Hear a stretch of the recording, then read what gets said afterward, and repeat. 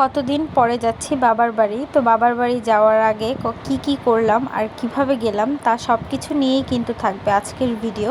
তো চলেন শুরু করা যাক আজকের ভিডিও।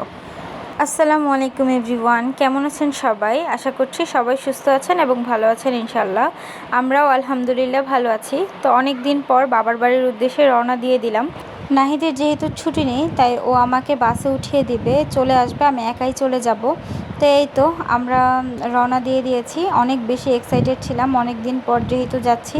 তো পথে আমি একটা চকলেট দেখে বলতেছিলাম যে আমাকে এই চকলেটটা কিনে দাও, আমার খেতে ইচ্ছে করতেছে। তো মাশাআল্লাহ আমার হাজব্যান্ডটা কি সুন্দর আমাকে দোকান থেকে চকলেটটা কিনে দিচ্ছিল। তো বলতেছিল যে হ্যাঁ চলে যাবা, লাস্ট খেয়ে যাও, পরে আবার কবে আসবা। আমি বলতেছি যে কেন, তুমি চাও না আমি তাড়াতাড়ি আসি? পরে বলতেছে হ্যাঁ অবশ্যই, তোমাকে আমি তাড়াতাড়ি যেয়ে নিয়ে আসবো। পরে এগুলো নিয়ে একটু হাসাহাসি করতেছিলাম। তো এই তো আমরা বাস স্ট্যান্ড চলে এসেছি। তো এখানে বাসের জন্য অপেক্ষা করতেছিলাম। তো চারপাশটা দেখতেছিলাম। এরকম টাইমে আমি আর কখনোই যাইনি, দুপুর টাইম ছিল আর স্কুলটাও খোলা ছিল। তো চারপাশের পরিবেশটা আমার কাছে ওভারঅল ভালো লাগছিল। ঝালমুড়ি ছিল, তারপর হচ্ছে বিভিন্ন ধরনের শরবত ছিল, মাঠা ছিল এবং ফলের দোকান, বেলপুরি, সব কিছু মিলিয়ে দেখতে ভালোই লাগছিল। তো অনেক জমজমাট ছিল পরিবেশটা।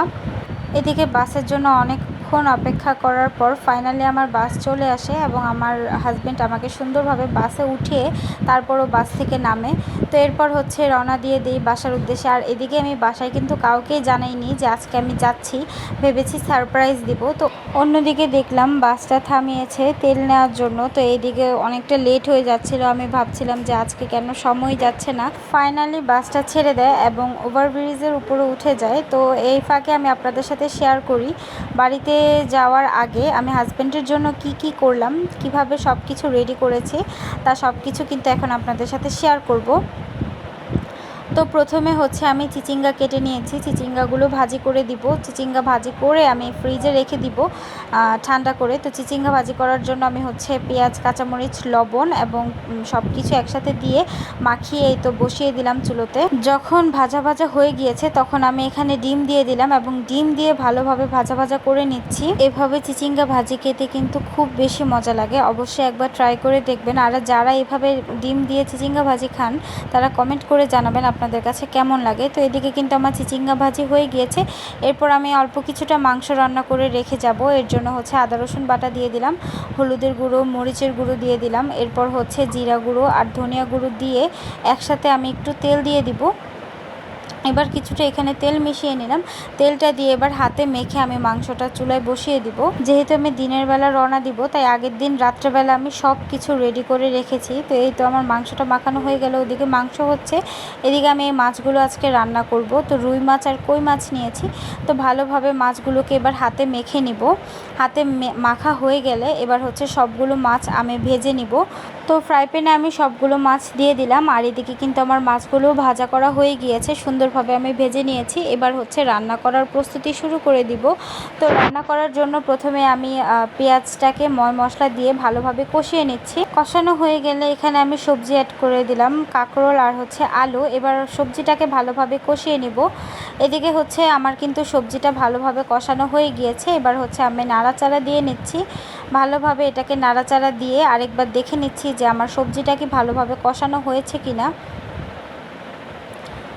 যখন আমি বুঝতে পারলাম যে হ্যাঁ আমার সবজিটা ভালোভাবে কষানো হয়ে গিয়েছে তখন এতে আমি পরিমাণ মতো ঝোল দিয়ে দিচ্ছি।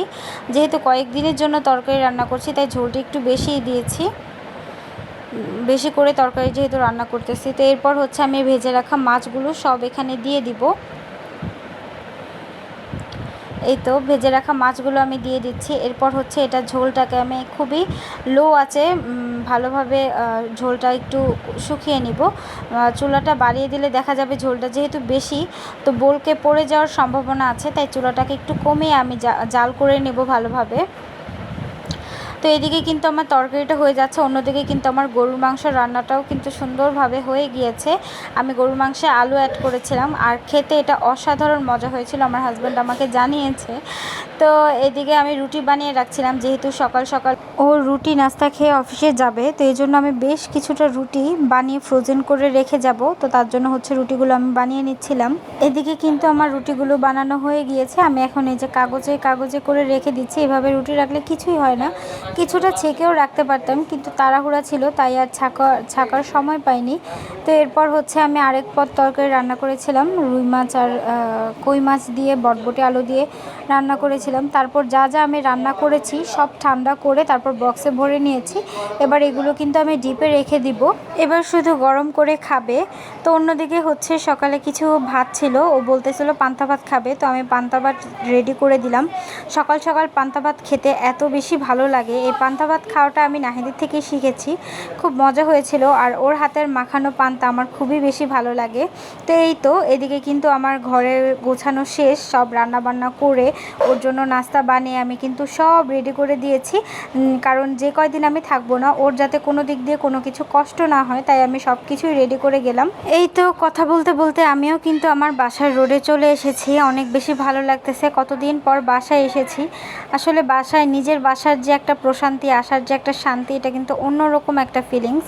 তো এই তো চলে আসলাম বাসায়, আর আমার মেয়েটা আমাকে দেখে একদমই সারপ্রাইজ, দৌড়ে চলে এসেছে আমার কাছে। ও আশাই করেনি যে আমি এখন আসবো। তো তারপর ঘরে গেলাম, ও বলতেছে মা মা আমাকে মেহেদি লাগিয়ে দাও। তারপর ওকে একটু মেহেদি লাগিয়ে দিলাম, আর হচ্ছে গল্প করছিলাম, কথা বলছিলাম।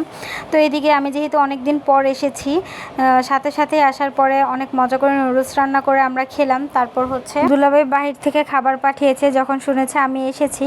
তো হান্ডি থেকে হচ্ছে চিকেন চাপ আর হচ্ছে রুমালি রুটি পাঠিয়েছিল। অন্যদিকে হচ্ছে আমার ছোটো ভাই আসার সময় বার্গার নিয়ে এসেছে। মানে বাবার বাড়ি আসলে যে অন্যরকম একটা অনুভূতি, সবাই এত বেশি আদর করে, অনেক বেশি ভাল লাগে এই সময়গুলো। তো এই তো আজকে এই পর্যন্ত, চলে আসবো নতুন কোনো ভিডিও নিয়ে। সে পর্যন্ত সবাই সুস্থ থাকুন, ভালো থাকুন। আসসালামু আলাইকুম সবাইকে, আল্লাহ হাফেজ।